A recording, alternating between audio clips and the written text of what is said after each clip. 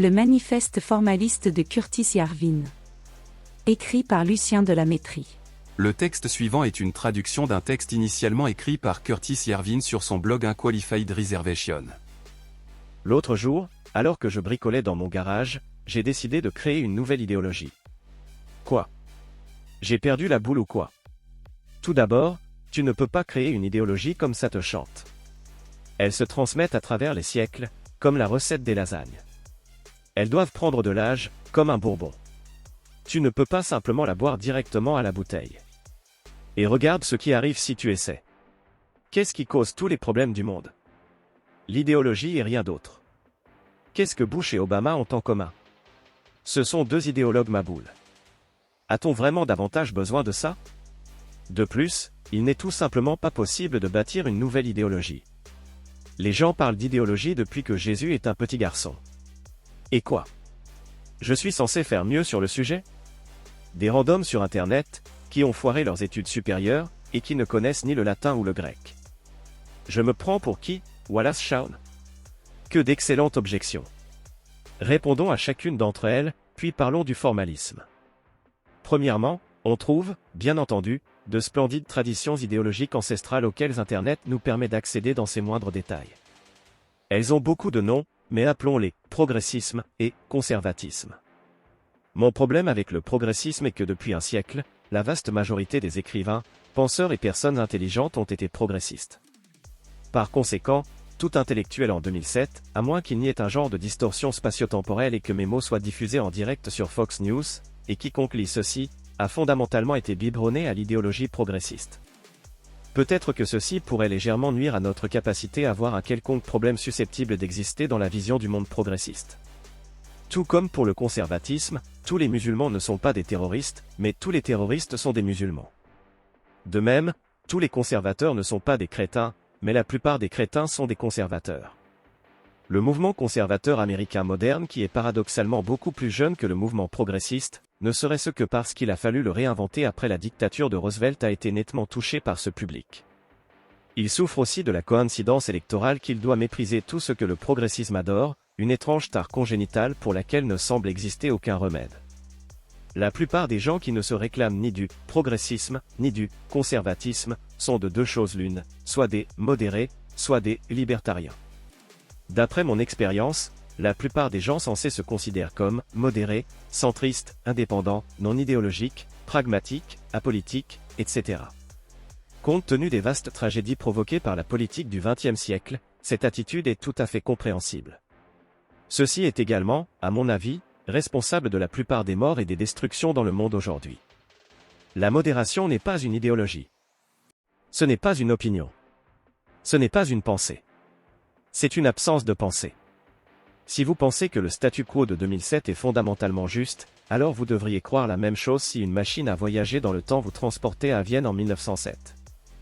Mais si vous faisiez le tour de Vienne en 1907 en disant qu'il devrait y avoir une Union européenne, que les Africains et les Arabes devraient diriger leur propre pays, et même coloniser l'Europe, que toute forme de gouvernement, à l'exception de la démocratie parlementaire, est mauvaise, que le papier-monnaie est bon pour les affaires, que tous les médecins devraient travailler pour l'État, etc., etc. Eh bien, vous pourriez probablement trouver des gens qui seraient d'accord avec vous.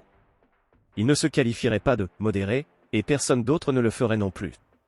Non, si vous étiez un modéré à Vienne en 1907, vous penseriez que Franz Joseph y est la meilleure chose depuis le pain en tranche. Alors, lesquels choisir?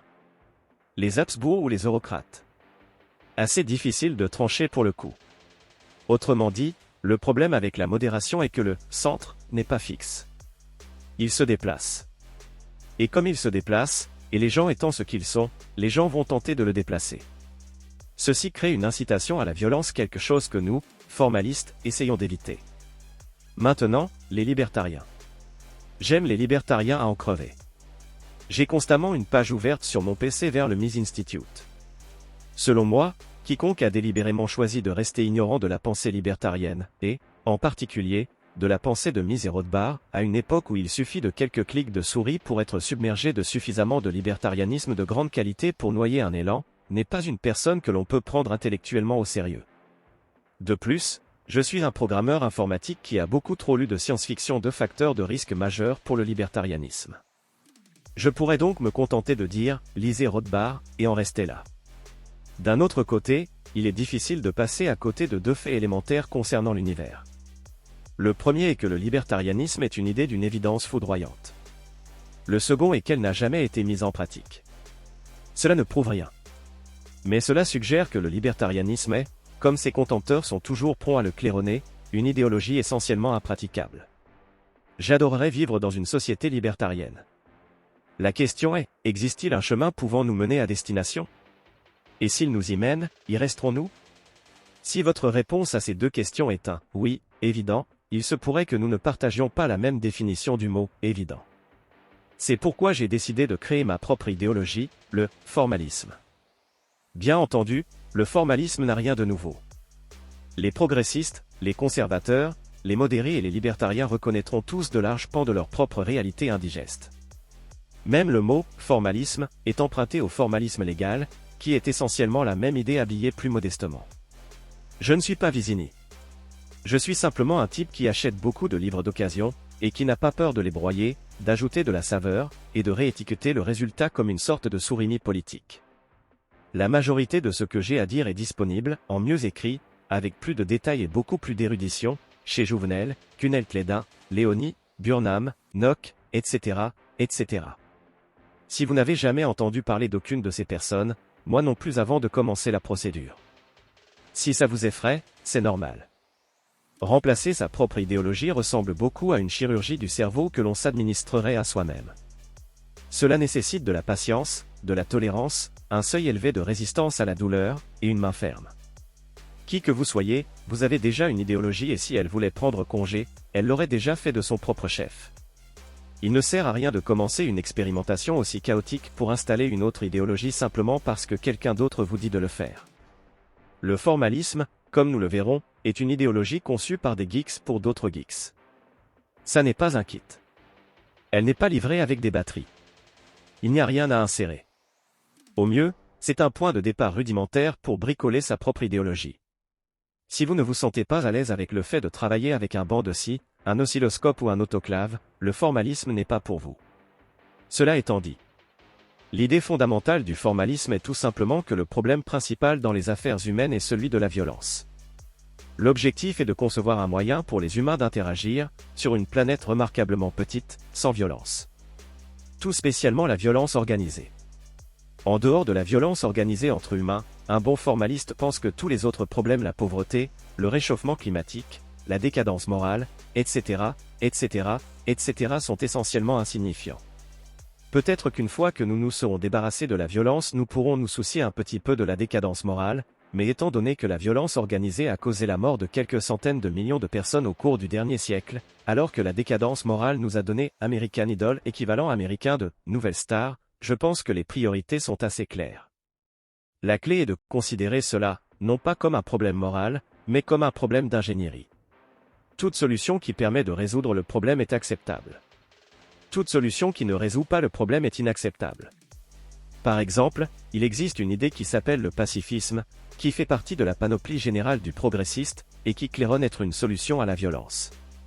Telle que je la comprends, l'idée du pacifisme est que si vous et moi ne pouvons être violents, les autres ne le seront pas non plus. Je ne doute pas que le pacifisme puisse être efficace dans certains cas. En Irlande du Nord, par exemple, ça pourrait faire l'affaire à première vue. Mais il y a une sorte de logique du centième singe, qui échappe constamment à mon esprit occidental linéaire. Il est frappant que si tout le monde est pacifiste et qu'une seule personne décide de ne pas l'être, celle-ci finira par dominer le monde. Une autre difficulté est que la définition du mot « violence » n'est pas si évidente. Si je vous soulage avec doigté de votre portefeuille, et que vous me pourchassiez avec votre bloc arme de poing et me faites supplier d'être autorisé à vous le rendre, lequel de nous deux est viol? Disons que je dise, eh bien, c'était votre portefeuille mais maintenant c'est le mien.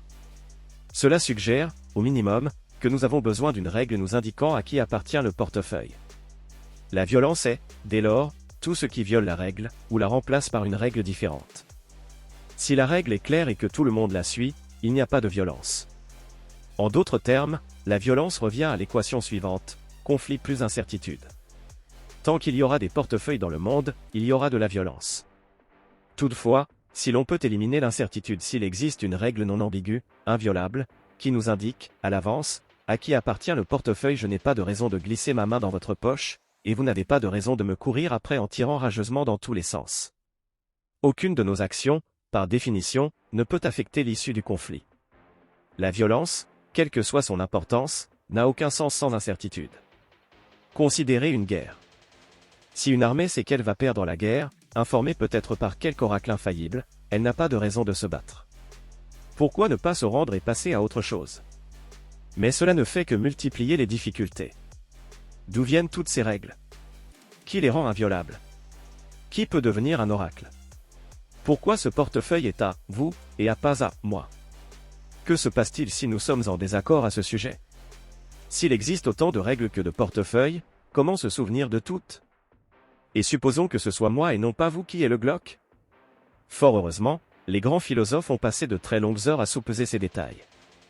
Les réponses que je vous donne sont les leurs, pas les miennes. Premièrement, une manière sensée d'établir des règles est de n'être tenu de les respecter que si, et seulement si, vous y consentez. Nos règles ne nous sont pas données par des dieux quelque part. Ce que nous avons ne sont en réalité pas des règles, mais des accords. Certainement, donner son accord à quelque chose puis le retirer, à votre propre convenance, unilatéralement, est l'acte d'un goujat. En fait, quand vous passez un accord, l'accord lui-même peut bien inclure les conséquences de ce type de comportement irresponsable. Si vous êtes un sauvage et que vous ne consentiez à rien, pas même à ne pas tuer des gens au hasard dans la rue, pas de souci. Allez vivre dans la jungle ou je ne sais où. Ne vous attendez pas à ce que les gens vous permettent de vous balader dans leur rue, pas plus qu'ils ne toléreraient, disons, un ours polaire. Il n'existe pas de principe moral absolu affirmant que les ours polaires sont mauvais, mais leur présence n'est tout simplement pas compatible avec la vie urbaine moderne. Deux types d'accords commencent à se dessiner ici. Il y a les accords conclus avec d'autres individus spécifiques. Je m'engage à peindre votre maison, vous vous engagez à me payer. Et il y a des accords comme « je ne tuerai personne dans la rue ». Ces deux types d'accords sont-ils pour autant réellement différents? Je ne le pense pas. Je pense que le second type d'accord est simplement un accord avec quiconque possède la rue. Si les portefeuilles ont des propriétaires, pourquoi les rues n'en auraient-elles pas? Les portefeuilles doivent avoir des propriétaires, évidemment, parce qu'à la fin des fins quelqu'un doit décider de ce qu'il faut faire du portefeuille. Est-ce qu'il part dans votre poche ou dans la mienne? Les rues restent en place, mais il reste encore beaucoup de décisions à prendre. Qui part de la rue? Quand et pourquoi? Les gens sont-ils autorisés à en tuer d'autres dans la rue? Ou s'agit-il d'une de ces rues spéciales où il est interdit de tuer? Que faire des marchands ambulants? Etc. Évidemment, si je possède la 44e rue et que vous possédez la 45e et la 43e, la possibilité d'une relation complexe entre nous devient non triviale. Et la complexité est proche de l'ambiguïté, qui est proche de l'incertitude, et là, les Glocks ressortent. Donc, de manière réaliste, nous parlons probablement davantage de posséder non pas des rues, mais des unités plus grandes et plus clairement définies, des quartiers, peut-être, ou même des villes. Posséder une ville. Ça pourrait être plutôt sympa, mais ça nous ramène à un problème que nous avons complètement mis de côté, qui possède quoi? Comment décidons-nous? Est-ce que je mériterais de posséder une ville? Suis-je à ce point méritant? Je crois que oui. Peut-être pourriez-vous garder votre portefeuille et que je pourrais avoir, disons, Baltimore. Il y a cette idée appelée « justice sociale » à laquelle beaucoup de gens croient. Cette notion est, en fait, plutôt universellement partagée à l'heure où j'écris ces lignes. Ce qu'elle nous dit, c'est que cette terre est petite et qu'on y trouve un ensemble de ressources limitées, comme des villes, que nous désirons tous autant que possible. Mais nous ne pouvons pas avoir toutes les villes, ou même une rue. Par conséquent, nous devrions les partager de manière égale. Car nous sommes tous égaux et que personne n'est plus égal qu'un autre. L'idée de justice sociale semble très sympathique. Mais elle soulève trois problèmes. La première est que beaucoup de ces choses que nous désirons ne sont pas comparables. Si j'obtiens une pomme et vous une orange, sommes-nous égaux? On pourrait toujours débattre du sujet avec des Glocks peut-être. La deuxième est que, même si tout le monde partait avec des possessions égales, les gens étant différents, ayant des besoins différents et des talents différents, etc., et le concept de propriété impliquant que si vous possédez quelque chose vous pouvez le donner à quelqu'un d'autre, ceci ne manquerait pas de produire de nouvelles inégalités.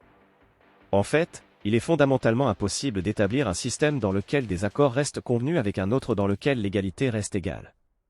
Cela nous enseigne que si nous essayons d'imposer une égalité permanente, nous pouvons probablement nous attendre à une violence permanente. Je ne suis pas trop fan de l'idée de « preuve empirique », mais je pense que cette prédiction correspond assez bien à la réalité. Mais le troisième problème, qui est le vrai tueur pour ainsi dire, est que nous ne sommes pas, en fait, en train de concevoir une utopie ici. Nous tentons de réparer le monde réel, qui, au cas où vous ne l'auriez pas remarqué, est extrêmement bordélique. Dans beaucoup de cas, il n'existe aucun accord clair concernant qui possède quoi, la Palestine, vous vous souvenez, mais la plupart des bonnes choses dans le monde semblent avoir une chaîne de contrôle plutôt bien définie. Si nous devons commencer en égalisant la distribution des biens, ou bien en changeant tout simplement cette distribution, nous nous mettons nous-mêmes bien inutilement derrière la boule 8. Nous disons, nous venons en paix, nous croyons que tous devraient être libres et égaux, embrassons-nous. Mets ton bras autour de moi. Tu sens cette masse dans ma poche arrière? Ouais, c'est bien ce que tu crois que c'est. Et il est chargé. Maintenant, file-moi ta ville, portefeuille, pomme orange, car je connais quelqu'un qui en a plus besoin que toi. L'objectif du formalisme est de nous épargner ce petit détour déplaisant. Le formalisme dit, découvrons exactement qui possède quoi, maintenant, et donnons-leur un petit certificat bien sympathique. Ne nous embarquons pas dans la question de savoir qui devrait posséder quoi. Car, que cela plaise ou non, c'est là la recette pour plus de violence. Il est vraiment difficile d'élaborer une règle qui explique pourquoi les Palestiniens devraient récupérer Haïfa, ou qui explique pourquoi les Gallois devraient récupérer Londres. Jusqu'à présent, tout ça doit beaucoup ressembler à du libertarianisme. Mais il y a une grosse différence. Les libertariens peuvent penser que les Gallois devraient récupérer Londres. Ou pas. Je ne suis pas sûr. Je peux interpréter Rothbard sur cette question, ce qui est, en tant que tel, un problème comme nous l'avons vu. Mais s'il est une chose que tous les libertariens croient, c'est que les Américains devraient récupérer l'Amérique. Autrement dit, les libertariens, les vrais libertariens, du moins, croient que les États-Unis constituent fondamentalement une autorité illégitime et usurpatrice, que l'impôt est un vol, qu'ils sont essentiellement traités comme des bêtes de somme par cette bizarre mafia armée officieuse qui a en quelque sorte convaincu tout le monde dans le pays de l'adorer comme s'il s'agissait de l'église de Dieu ou un truc du genre, et pas simplement une bande de types avec des badges fantaisistes et des gros flingues. Un bon formaliste n'acceptera rien de tout cela. Parce que pour un formaliste, le fait que les États-Unis puissent décider de ce qui doit être sur le continent nord-américain entre le 49e parallèle et le Rio Grande, Aka et Hachi, etc., signifie que cette entité possède le territoire. Et le fait que le gouvernement des États-Unis extorque des paiements réguliers des bêtes de somme mentionnées plus haut ne signifie rien d'autre qu'il possède ce droit. Les diverses manœuvres et pseudo-légalités par lesquelles il a acquis ses propriétés relèvent simplement de l'histoire. Ce qui compte, c'est qu'il les possède maintenant, et qu'il ne veuille pas les céder, pas plus que vous ne vouliez me céder votre portefeuille. Donc, si l'obligation de débourser une partie de votre salaire fait de vous un serf, une réutilisation raisonnable du mot, sûrement, pour notre âge moins agricole, cela fait des Américains des serfs. Des serfs d'une entreprise, pour être exact, parce que les États-Unis ne sont rien d'autre qu'une entreprise. C'est-à-dire qu'il s'agit d'une structure formelle par laquelle un groupe d'individus s'engage à agir collectivement pour obtenir un résultat. Et alors? Je suis donc le serf d'une entreprise. Est-ce si horrible? J'ai l'impression que je m'y suis plutôt bien habitué. 2 jours dans la semaine, je travaille pour le seigneur Snooty Snoot. Ou pour une multinationale sans visage, ou je ne sais quoi. L'identité de l'émetteur du chèque a-t-elle une importance? La distinction moderne entre les corporations, privées, et les gouvernements, est en réalité un développement récent. Les États-Unis sont certainement différents de, disons, Microsoft, du fait que les États-Unis se chargent de leur propre sécurité. D'un autre côté, tout comme Microsoft dépend de l'État américain pour l'essentiel de sa sécurité, les États-Unis dépendent de Microsoft pour la plupart de ses logiciels. On ne voit pas trop pourquoi il faudrait accorder un statut spécial à l'une de ces entreprises et pas à l'autre. Bien entendu, l'objectif de Microsoft n'est pas de créer des logiciels, mais de faire de l'argent pour ses actionnaires. La Société de lutte contre le cancer est aussi une corporation et elle a également une raison d'être: éradiquer le cancer. J'ai perdu beaucoup de travail à cause des prétendus logiciels de Microsoft et ses actions, franchement, ne vont nulle part. Et le cancer semble toujours être là. Au cas où le PDG de MSFT ou de la CS lirait ceci, je n'ai pas vraiment de message pour vous les gars. Vous savez ce que vous tentez de réaliser et vos employés font probablement du mieux qu'ils peuvent. Et sinon, virez les incapables. En revanche, je n'ai aucune idée de la finalité des États-Unis. J'ai entendu dire que quelqu'un dirige les États-Unis, paraît-il. Mais il ne semble même pas capable de virer ses propres employés, ce qui est probablement une bonne chose, car ça n'est pas exactement Jack Welch, si vous voyez ce que je veux dire. En fait, je serais ravi d'entendre qui que ce soit capable de m'expliquer si un quelconque événement signifiant survenu en Amérique du Nord est dû au fait que c'est Bush qui remporta l'élection de 2004 et non Kerry. Parce que mon impression est que, fondamentalement, le président a à peu près autant d'emprise sur les actions des États-Unis que l'empereur souverain céleste, le divin Mikado, en a sur les actions du Japon. Autrement dit, pratiquement aucune. Bien entendu, les États-Unis existent. L'État américain fait des trucs, à l'évidence. Mais la manière dont il décide des choses à faire est tellement opaque, pour quiconque regarde ça de l'extérieur, qu'il pourrait tout aussi bien consulter des entrailles de bœuf. Voici donc la thèse centrale du manifeste formaliste, les États-Unis ne sont qu'une entreprise. Rien à voir avec une confiance mystique qui nous est confiée par les générations. Il n'est pas le dépositaire de nos espoirs et de nos peurs, la voix de la conscience et l'épée vengeresse de la justice.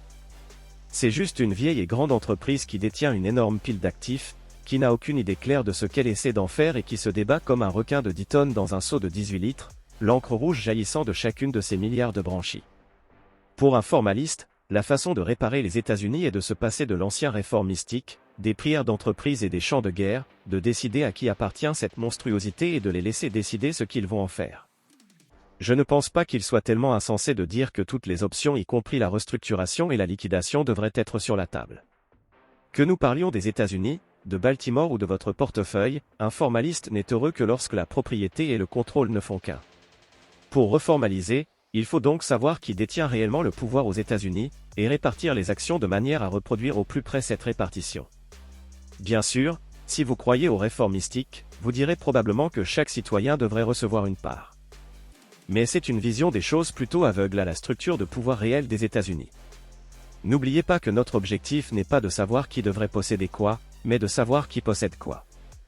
Par exemple, si le New York Times devait soutenir notre plan de reformalisation, cela augmenterait grandement les chances que celui-ci soit mis en œuvre. Cela suggère que le New York Times a pas mal de pouvoir, et qu'il devrait donc obtenir pas mal d'actions. Mais attendez. Nous n'avons pas répondu à la question. Quelle est la finalité des États-Unis? Supposons, uniquement à titre d'illustration, que nous donnions toutes les actions au New York Times. Que va faire Ponch Sulzberger avec son nouveau pays rutilant? Beaucoup de gens, y compris probablement M. Sulzberger, semblent considérer les États-Unis comme une entreprise caritative. Comme l'American Cancer Society, simplement avec une mission plus large. Peut-être que la raison d'être des États-Unis est simplement de faire le bien dans le monde.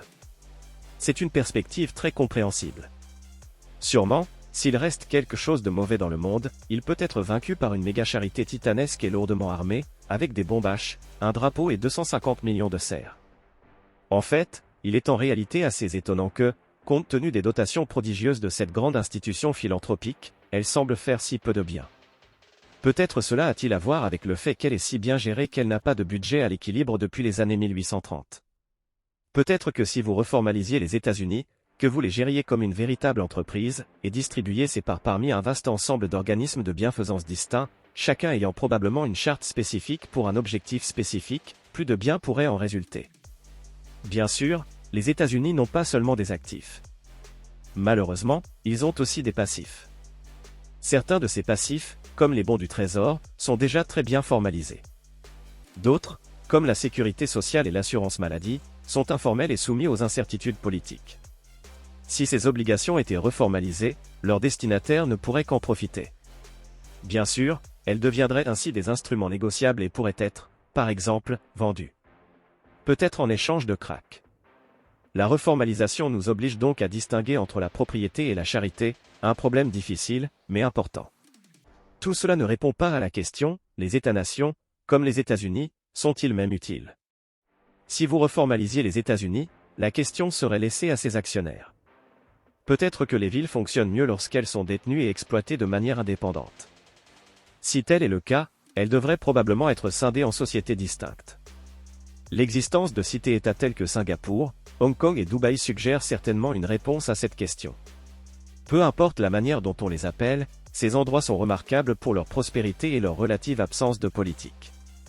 En fait, il se pourrait que la seule façon de les rendre plus stables et sûre soit de les faire passer du statut de société familiale, Singapour et Dubaï, ou de filiale, Hong Kong, à celui de société publique anonyme, éliminant par là même le risque de long terme que la violence politique puisse se développer. Certes, l'absence de démocratie dans ces cités-États ne les rend nullement comparables à l'Allemagne nazie ou à l'Union soviétique. Toutes les restrictions à la liberté individuelle qu'elles maintiennent semblent viser principalement à empêcher le développement de la démocratie, une préoccupation compréhensible compte tenu de l'histoire du gouvernement par le peuple.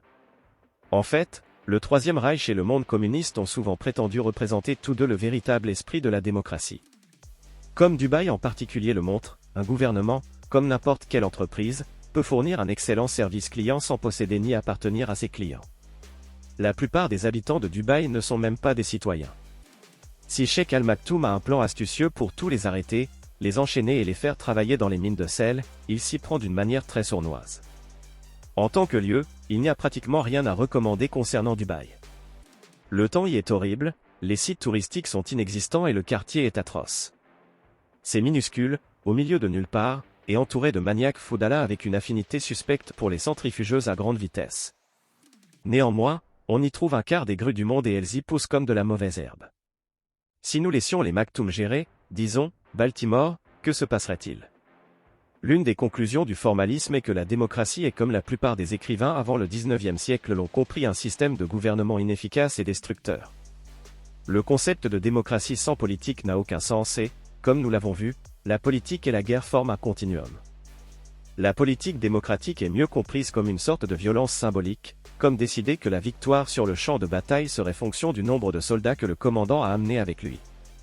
Les formalistes attribuent le succès de l'Europe, du Japon et des États-Unis après la Seconde Guerre mondiale non pas à la démocratie, mais à son absence. Tout en conservant les structures symboliques de la démocratie, tout comme le Principat romain a conservé le Sénat, le système occidental d'après-guerre a attribué presque tout le pouvoir de décision réel à ses fonctionnaires et juges, qui sont apolitiques et non partisans, c'est-à-dire non démocratiques. Car en l'absence d'un contrôle externe efficace, ces administrations se gèrent plus ou moins elles-mêmes. Comme toute entreprise sans direction, elles semblent souvent exister et se développer dans le seul et unique but d'exister et de se développer. Mais elles évitent le système de spoliation qui se développe invariablement lorsque les tribuns du peuple ont un pouvoir réel. Et elles effectuent un travail raisonnable, sinon stellaire, pour maintenir un semblant de loi. En d'autres termes, la démocratie semble fonctionner parce qu'il ne s'agit pas en fait de démocratie, mais d'une mise en œuvre médiocre du formalisme. Ce rapport entre symbolisme et réalité a subi une épreuve édifiante, bien que déprimante, sous la forme de l'Irak, où il n'y a pas de loi du tout, mais à qui nous avons octroyé la forme de démocratie la plus pure et la plus élégante, la représentation proportionnelle, et instauré des ministres qui semblent diriger leur ministère. Bien que l'histoire ne fasse pas d'expérience contrôlée, la comparaison de l'Irak à Dubaï plaide certainement en faveur du formalisme plutôt que de la démocratie. Cet audio vous a plu? Abonnez-vous à notre chaîne afin de recevoir tout notre contenu et soutenez-nous sur Tipeee, le lien est dans la description.